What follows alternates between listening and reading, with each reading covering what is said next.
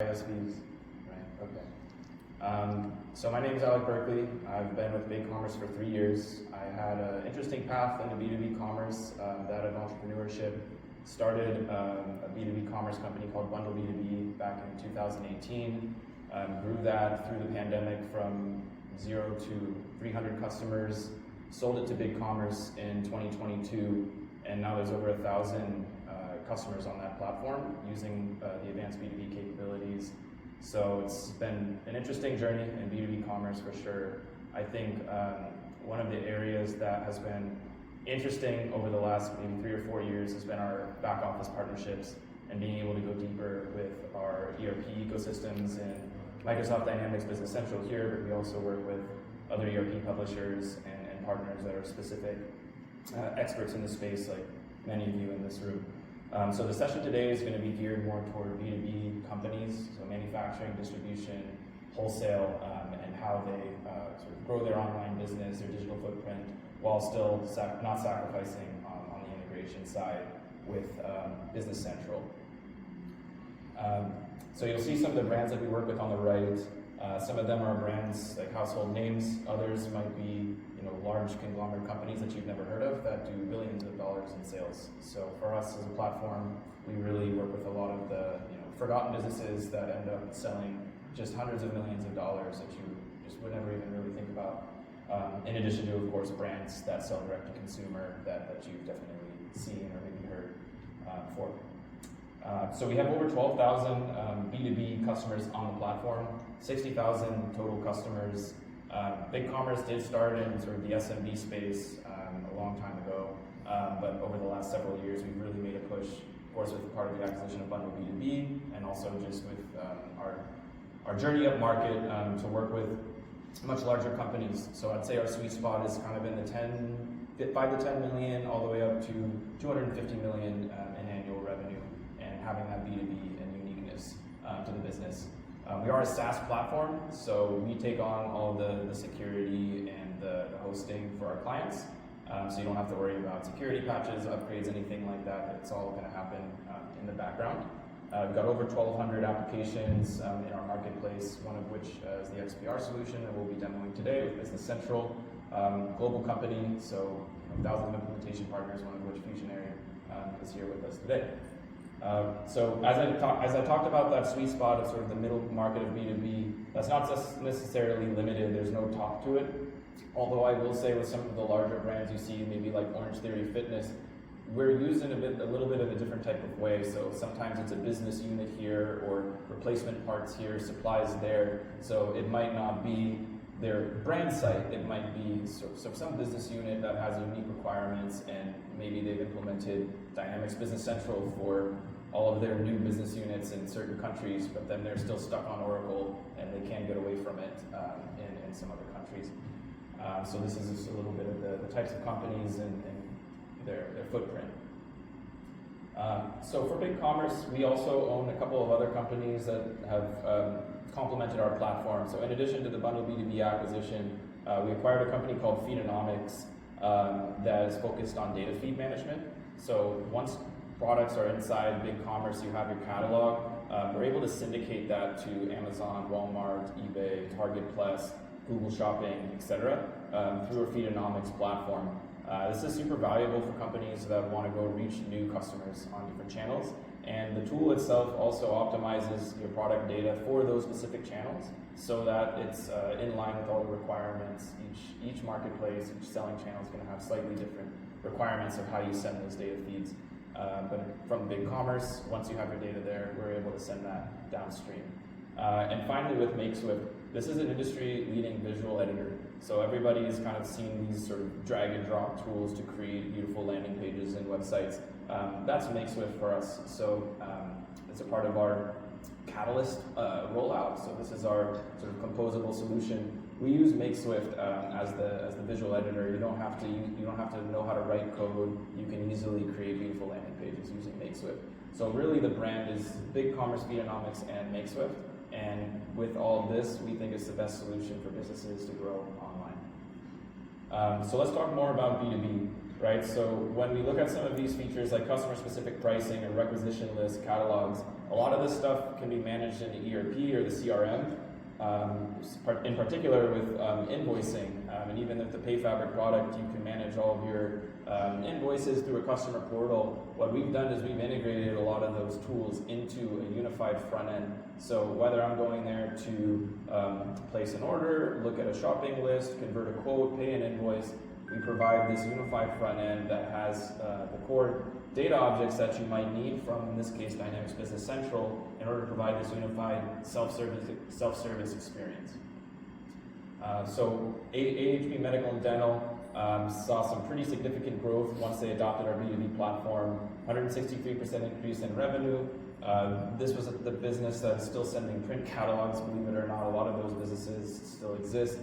So even just by digitizing a catalog, they saw tremendous savings in addition to the increase in revenue, and now, of course, the ability to provide self-service online. Another Microsoft Dynamics case study is Snell Packaging. This is just a pretty common type of client for us as a distributor, a B2B. In this particular case, they also had punch-out requirements. We all know what punch-out is in the audience, no? The commerce guy does. So punch-out catalog is, say that I'm a buyer and I can only purchase through my procurement system. Say that's SAP, Ariba, or Jagger, or Coupa. Those procurement systems, they have something called hosted catalogs, where all the vendors that the procurement systems you're able to purchase from in those procurement systems, they have to actually send their catalog data, and it's hosted inside of there. So you would imagine it's pretty inefficient. So punch out, what this allows you to do is from that procurement system, you can punch into a commerce site where you can see the catalog, you can go and order the products, you can see the pricing, and then when you punch out, it takes that purchase order back into your procurement system and routes it for approval. So that's what TradeCentric does. They're formerly known as Punch Out To Go. We've got a couple of other applications in our marketplace that do that. But this is super valuable for reaching buyers that can only purchase from you through a procurement system. We can connect into those. Additionally, so after this one, I wanted to do the demo, but I have to go to a new tab because it wasn't working properly in the slide. So this demo, I'm going to try to talk through it. I even slowed it down a little bit so I can talk a little bit better. So this is going to showcase our buyer portal in addition to the integration with Microsoft Dynamics Business Central. So as I'm arriving on this website we created for Directions North America, I've now arrived in the buyer portal. So this is where you can see, now in this particular case, different shopping lists, or maybe known as requisition lists. On the right-hand side, you can see you can quickly add products by SKU, bulk upload CSV, or just select the products from the list, add those into your cart or quote. Now once you've decided, is it cart, is it quote, I can either request a quote, or in this case, I can go to my cart, and then I can enter checkout. So once I get to checkout, it's going to remember my login. I'm going to have saved shipping and billing address that are associated with that company in Dynamics Business Central. And in this case, I'm going to pay for this order using the PayFabric e-check. So I'm going to put in my account number, my routing number, and my name, and then I'll place that order. Once that order is placed, PayFabric issues a transaction ID. Guess what? We can look up that transaction ID inside of Business Central on the sales order, right? So now we're going to go inside Dynamics Business Central, and we're going to click into the wonderful xpr365 BigCommerce connector. Now this was built by Alex and Frank here. It's going to connect to the BigCommerce store. As you can see, you've got many different things to manage with the B2B information, store information, but in here you can see the orders. Now I think they have it on a schedule for every minute, so for this demo I just did a quick manual import. Now you can see that order 114, that was from the web, right? So now that I've clicked into order 114, I can see the line items that are in there, who the company was, contact information, and I'm going to click into the sales order. Now inside the sales order, what I'm going to be able to do is I can go and click on the PayFabric module, retrieve the transaction. In this case, I manually pasted it in, but this could be automated very easily. I know that UN can automate that. So we've now linked this transaction inside the order so that I can see, okay, this was this order was paid, so I'll go ahead and ship it, right? So now this is a real-time integration. So you can see once I come back up here and refresh, it's showing the status is shipped, and there's a shipment that'll have the tracking information inside of it. and then I can go and track my order. I'm on my way. Now the next workflow here is going back into the account, and in this case it would be maybe like a sales rep inside Dynamics created a quote. They wanted to sync that quote into the buyer portal, or maybe they're working in Salesforce or HubSpot, or maybe they built the quote directly inside of our B2B product. It does have a user interface for that. And then now as an end user, I can see here's the quote, I got a nice discount, now I'm going to go convert this into an order. This time, instead of paying at the time that the order is placed, I'm going to check out on terms, right? So instead of using the PayFabric check or credit card, I'm going to use the pay on account payment method. I'm going to put in a purchase order number, and I'm going to go ahead and place this order. So this is very common. A lot of businesses, of course, offer their own terms. We also work with companies that do financing like Resolve or Balance, where you can sort of automate those credit approvals and net terms if companies don't want to take on that risk, maybe small business buyers, things like that.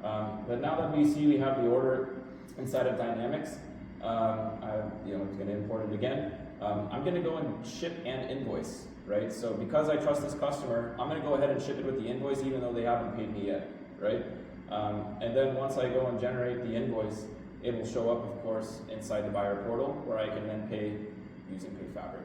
Or whichever gateway, of course. If Fawaz is pissing me off, I'll put in some other one. But in this case, we're going to process the payment using PayFabric, and it's going to reconcile that invoice payment back into Dynamics Business Central. But here you can see this is the invoice. It was generated inside of Dynamics Business Central. So BigCommerce, we're not the source of truth. We're not a financial system of record, but we do have an invoice portal. Now, this invoice portal is very useful for connecting to financial systems of record. So as you can see, the invoice number here, 103221, is now just right there, $14,000. I can go and select that invoice, and I'll go ahead and make a payment. Now, once this payment is made, again, we'll show how it reconciles back into the ledger inside of Microsoft Dynamics, and that will close out the sort of quote to order, net terms, invoice, payment, right? So that's quite a bit of stuff there, but ultimately, we want to meet our customers where their customers are. So how their customers want to buy, they want to prepay, they want to pay on terms. So you can see in here, this is our B2B edition. So this is our management panel that shows different B2B companies, quotes, invoices, all those objects here that you can see XPR has integrated with on the B2B side. So I've just imported now that payment record. Inside that payment record, it'll show the information. So the credit card payment that was run through PayFabric. PayFabric can run their reconciliation process as well. So that's pretty much the demo that we had. So this is with BigCommerce, Dynamics Business Central, xpr365, and PayFabric.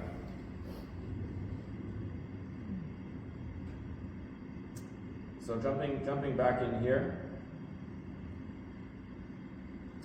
So we don't expect that all of our customers are going to be able to just easily launch their site, right? So we have launch services that we provide. We don't write code, but we do provide sort of basic guidance for our clients. So for our value-add reseller partners, this is very useful.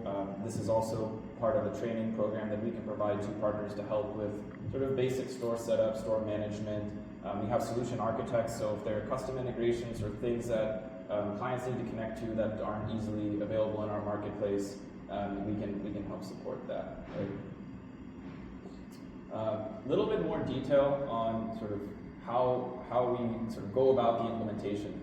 So because we're a commerce platform, we're an enabler, and we don't write the code, we want to make sure that all of the different work streams are sort of on track, right? So once a customer signs with us, we have an implementation project manager assigned, sometimes a solution architect, sometimes an agency like Fusionary can take that on. Making sure that if you're on another platform that we can migrate the data over. Sometimes we can use Feedonomics, scrape information from sites to get it migrated into our platform.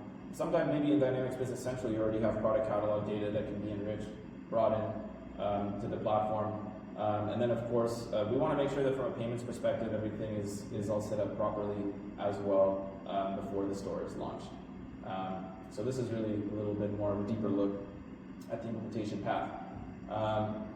So it wouldn't be a BigCommerce presentation at a Microsoft event if I didn't mention that we are the #1 choice for B2B over Shopify. This has been proved time and time again. I can for sure tell you that many clients have tried to do B2B on this platform and they have failed. And it has been for a number of reasons, mostly due to flexibility. So I think we all know by looking at public records that this is a payments company. And guess what? Because of that, it makes it very hard to do B2B, right? Very difficult. It doesn't even support ACH.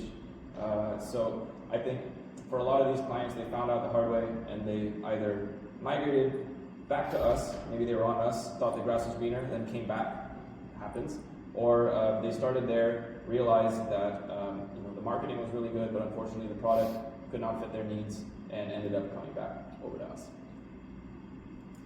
Finally, we do have a VAR incentive program. So this has been very successful in other channels. This is our first year really doing it properly with Dynamics. And really, we are very purposeful about when we go to market with an ERP. So a lot of the people in this room have been very instrumental in helping us get to this point. We feel really good about the tech stack. We feel really good about the integration, the payments, and we have a lucrative referral incentive program for resellers if that interests you. The one in this room. Or anyone else. So that's pretty much the presentation for today. Thanks for listening, and hope you have a great rest of the conference.